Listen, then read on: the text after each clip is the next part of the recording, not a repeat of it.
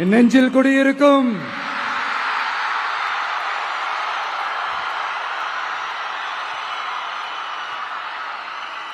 தமிழக மக்கள் உங்கள் அனைவருக்கும் என்னுடைய வணக்கமும் என்னுடைய நன்றிகளும்.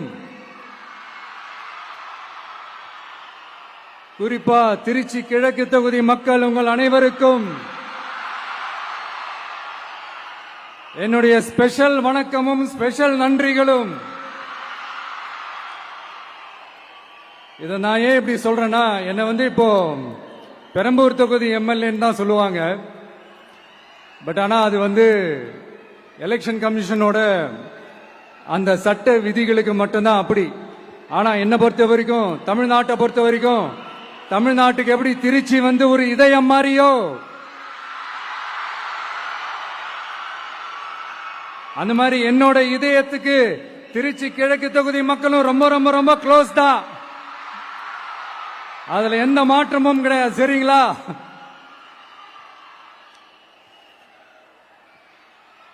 ஆட்சிக்கு சில வாரங்கள் கூட ஆகல.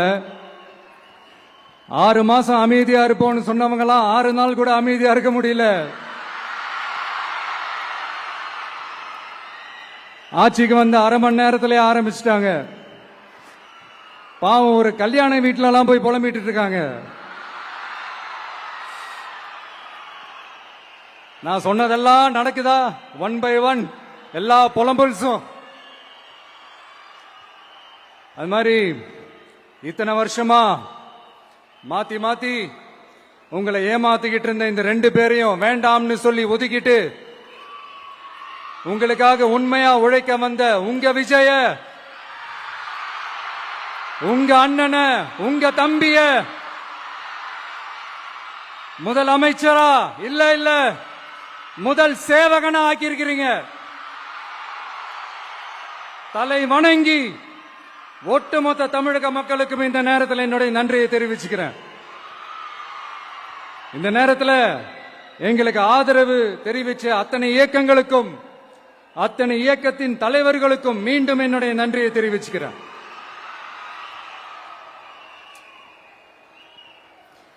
புரட்சி தலைவர் எம்ஜிஆர் அவர்களுடைய முதல் தேர்தலில் கூட இந்த அளவுக்கு ஒரு ஓட் பர்சன்டேஜ் வாங்கல அப்படின்ட்டு நிறைய பேர் சொன்னாங்க. ஆனா நீங்க டிவி கேட்க அவ்வளவு நீங்க ஆதரிச்சிருக்கிறீங்க. நான் எம்ஜிஆர் அவர்களோட எல்லாம் நான் கம்பேர் பண்ணல. எம்ஜிஆர் தான். ஆனா நாம பெரியார், அண்ணா, எம்ஜிஆர் அவர்கள் வழியில ஒரு அன்பா உழைக்க வந்த உங்க விஜய், அவ்வளவுதான். 1977ல நீங்க போடாத ஓட்ட 2026ல நீங்க போட்டிருக்கிறீங்க. என்ன ஒண்ணு, இன்னும் கொஞ்சம் அதிகமா ஆதரிச்சிருந்தீங்கன்னா கொஞ்சம் நல்லா வந்திருக்கும். பட் பரவாயில்ல, ஃபியூச்சர்ல வரப்போற எல்லா தேர்தலையும் உங்களுடைய முழு சப்போர்ட் என்னால வாங்க முடியும்ன்ற அந்த ஒரு நம்பிக்கை இப்போ என் மனசுல ரொம்ப ஆழமா பதிஞ்சிருக்கு. ஏன்னா நீங்க அமைச்சு கொடுத்திருக்கிற இந்த ஆட்சியில எல்லா நன்மைகளையும் நீங்க கண்கூடா பார்க்க தான் போறீங்க அப்படின்ற அந்த கான்பிடன்ஸும் இப்ப என் மனசுல ரொம்ப ஆழமா பதிஞ்சிருக்கு. யார் எந்த நிலைமைக்கு எந்த பொசிஷன்ல போனாலும் இந்த கிண்டலும் கேலியுமா பேசுறது இருக்கத்தானே செய்யும். நம்மளை பத்தி, நம்ம அரசியலை பத்தி, நம்ம பேச்சை பத்தி இந்த கிண்டலும் கேலியுமா பேசிட்டு தானே இருப்பாங்க. அவங்க எல்லாருக்குமே என் சைட்ல இருந்து ஒரே ஒரு ரிக்வெஸ்ட், தயவு செஞ்சு நிப்பாட்டிடாதீங்க. தயவு செஞ்சு கண்டினியூ பண்ணுங்க. நீங்க தான் என்னோட எனர்ஜி ஃபோர்ஸ். நீங்க பேசிக்கிட்டே இருங்க. நான் மக்களுக்கு தேவையான நல்லதை செஞ்சுக்கிட்டே இருப்பேன். அடுத்து இப்ப நம்ம புதுசா அந்த சூட் எல்லாம் போட்டு வரோம்ல, அதை பத்தி கூட நிறைய பேரு, ஏன் நாமெல்லாம் கோட் சூட் எல்லாம் போடக்கூடாதா?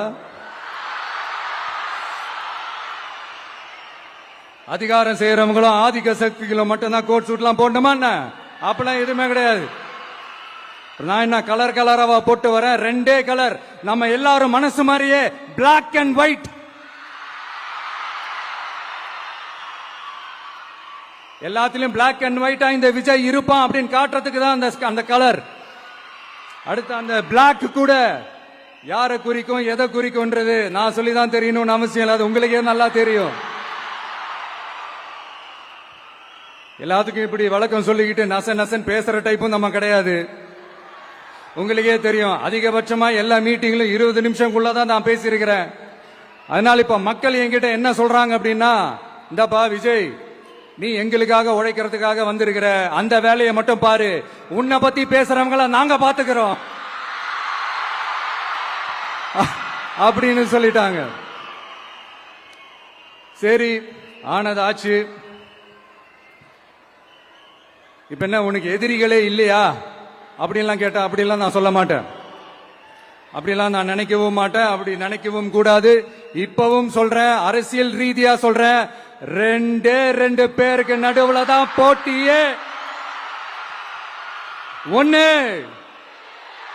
இன்னொன்னு, எஸ், ஒன்னு டிவிக்கு, இன்னொன்னு டிஎம்கே. இதுக்கு நடுவுல வேற யாருக்கும் எந்த வேலையும் கிடையாது. ஏதாவது இருக்குன்னு சொல்றீங்க? எலெக்ஷனுக்கு முன்னாடியும் அவங்களுக்கு ஒரு வேலையும் இல்ல, இப்ப எலெக்ஷனுக்கு அப்புறம் சுத்தம். ஆனா இந்த திமுகவும் மற்றும் பலரும் ஒன்னா சேர்ந்துகிட்டு இந்த விஜயோட ஆட்சி வந்துடக்கூடாதுன்னு சொல்லி ஒரு கூத்து ஒண்ணு பண்ணாங்களே, அந்த கடைசி 5 நாள், அடாடாடாடாடா, நமக்கெல்லாம் ஓஹோ இப்படியெல்லாம் கூட நடக்குமோ என்ன கூத்துங்கிறீங்க. ஆனா ஃபியூச்சர் என்னவா இருக்கும்ன்றத மட்டும் இப்ப நான் சொல்றேன். உங்களுக்காக உண்மையா உழைக்க வந்த இந்த விஜயா, இல்ல இந்த விஜயோட ஆட்சி அமைஞ்சிட கூடாதுன்னு தடுக்க நினைச்ச ஸ்டாலின் சாரா, அவ்வளவுதான். இதுக்கு நடுவுல வேற யாரும் எந்த அல்லு சில்லும் உள்ள வந்து நம்மளை தடுக்கிறதோ எதிர்க்கிறதோ ஏதாவது பண்ணாங்கன்னா நிர்வாகம் அதுக்கு பொறுப்பில்லை ராஜா, நிர்வாகம் அதுக்கு பொறுப்பில்லை. ரிசல்ட் என்னவா வரும்ன்றது அது உங்களுக்கே நல்லா தெரியும். நம்மளை ஏளனமா பேசுறதா நினைச்சு அவங்களுக்கு ஆப்பு வச்சுக்கிறாங்க. திமுக நம்மளை தடுக்க, திமுக நம்மளை எதிர்க்க, திமுக நம்மளை அவமானப்படுத்த அத்தனையும் நமக்கு நன்மையே.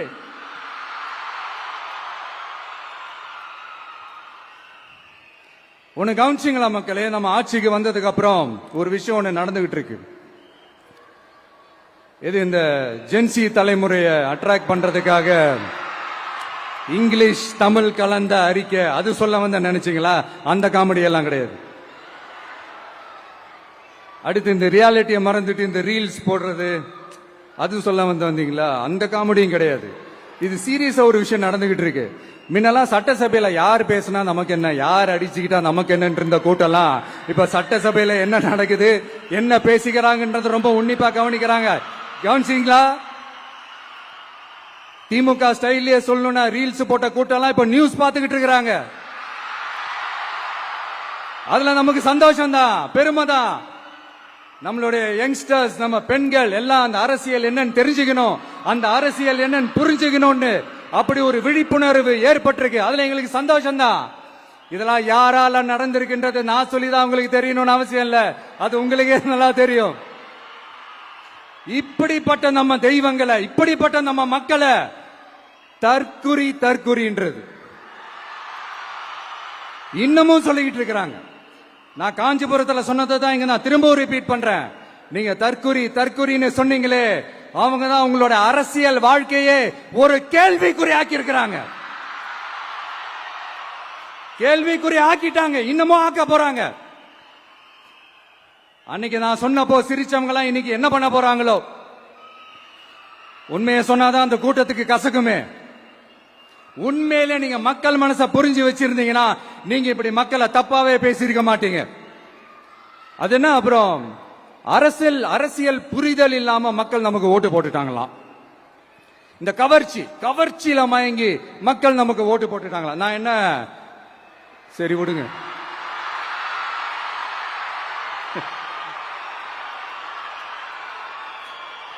மக்கள் அவங்களுக்கு ஓட்டு போட்டா அந்த மக்கள் நல்லவங்களாம், அதே மக்கள் நமக்கு ஓட்டு போட்டா அந்த மக்கள் கெட்டவங்களா, தற்குறியா. இதே மக்கள் தான் இத்தனை வருஷமா அவங்களுக்கு ஓட்டு போட்டுட்டு இருந்தாங்க. உங்களுக்கு மட்டும் என்ன, வேற ஏதாவது பிளானட்ல இருந்து குதிச்சு ஓட்டு போட்டு போனாங்களா? தற்கொரியாமா, தற்கொரி நல்லா வருது, வேணான்னு பாக்குறேன். எங்க அண்ணன் விஜயகாந்த் அண்ணன் சொல்ற மாதிரி, அண்ணா அவர்கள் ஆரம்பிச்ச கட்சிய ஒரு அடிமை கூடாரமா ஆக்குனது யாருங்க சார்? இப்படி எல்லாம் ஆக்கிட்டு உண்மையை சொல்லு உடன்பிறப்பேவா. உங்களோட அந்த உண்மையான உடன்பிறப்புக்கெல்லாம் என்ன சொல்றாங்க தெரியுமா சார்? திமுக இப்படி ஆனதுக்கு காரணம், அந்த காரணத்தை வெளியில எல்லாம் போய் தேடாதீங்க, உங்க குடும்பத்துக்குள்ளேயே கேளுங்கிறாங்க. உங்களுக்காக மாடா உழைச்சி தேஞ்சு போய் கிடக்கிறோம். திமுக இப்படி ஆனதுக்கு காரணம் உழைக்காம சொகுசா இருக்கிற உங்க குடும்பத்துக்குள்ளேயே போய் கேளுங்கிறாங்க. ஒவ்வொரு திமுக தொண்டனும் அதை சொல்றாங்க. அதை புரிஞ்சுக்காம நம்மளையும் நம்ம மக்களையும் தப்பா பேசிக்கிட்டு, நீங்க மக்களை தப்பா பேசுனீங்கன்னா இந்த விஜய் வந்து கேள்வி கேட்பான், சும்மா இருக்க மாட்டான். இந்த விஜயும் தமிழ்நாட்டு மக்களும் வேறு வேறு இல்லை. இந்த விஜய் தான் தமிழ்நாட்டு மக்களோட ஒரு உண்மையான ஒரே பிரதிநிதி. இது இன்னைக்கும் சரி, நாளைக்கும் சரி, நாளன்னைக்கும் சரி, இதுதான் நிஜம். மறுபடியும் சொல்றேன், நமக்கும் மக்களுக்கும் இடையே இருக்கிற இந்த பூர்வ ஜென்ம பந்தத்தை, அந்த உறவை ஏதோ இந்த சதிகள் சூழ்ச்சிகள் பண்ணி யாராலையும் எதுவும் கெடுக்கவே முடியாது.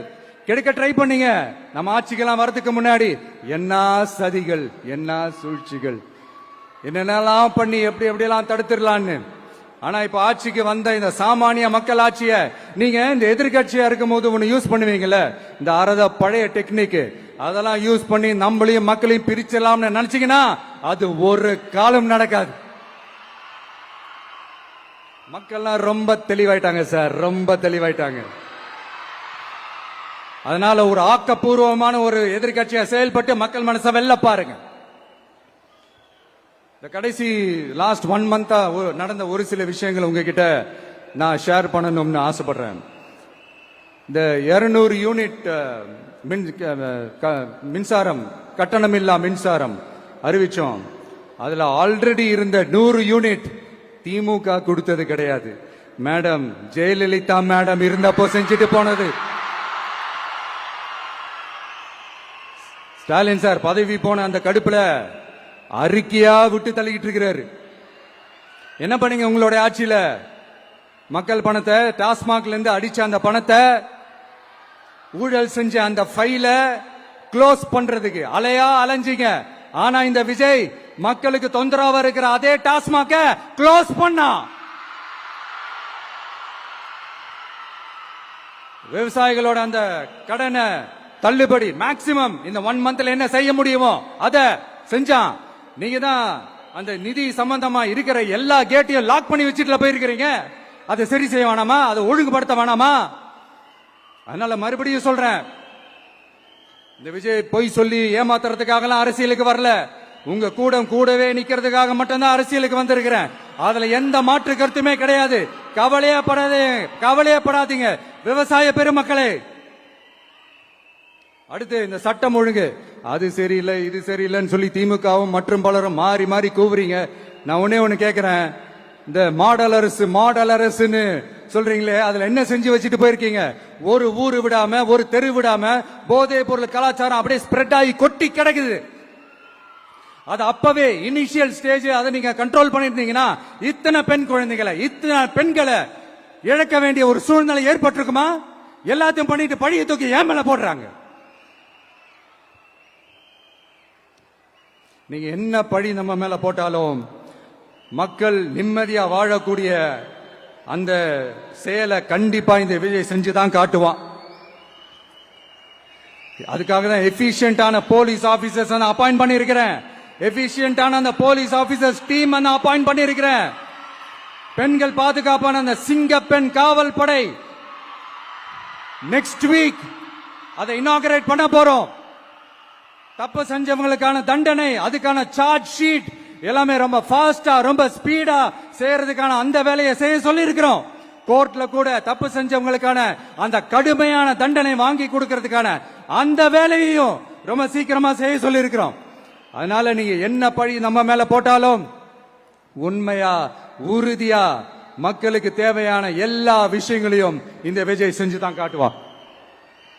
இப்படி எல்லாம் நம்ம சொல்றதுனால இவங்க என்ன சொல்லுவாங்க தெரியுமா? அவங்க தான் ஆட்சியிலேயே இல்லையே, அப்புறம் ஏங்க அவங்கள குறை சொல்றீங்க அப்படின்னு கேட்பாங்க.